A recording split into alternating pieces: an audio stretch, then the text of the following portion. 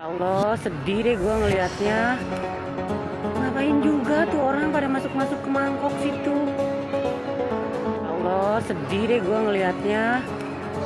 Ngapain juga. Syederalun pengunjung Masjid Raya Al-Jabar terlihat berenang di kolam air. Diketahui peristiwa ini terjadi pada Minggu 12 Februari 2023 lalu di pelataran Masjid Raya Al-Jabar, Kota Bandung, Jawa Barat. Pengunggah berkata bahwa jumlah petugas yang diduga sedikit membuat mereka keteteran untuk menegur para pengunjung itu.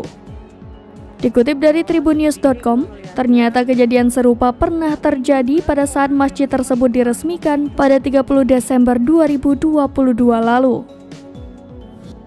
Para pengunjung yang datang ke Masjid Al-Jabar diketahui memang kebanyakan bertujuan untuk berwisata bersama keluarga atau rombongan mereka. Jika sudah viral berulang kali seperti ini, seharusnya pihak Masjid Al-Jabar harus membuat aturan yang lebih ketat. Ngapain juga tuh orang pada masuk-masuk ke mangkok situ. Allah, sedih deh gue ngelihatnya. Ngapain juga.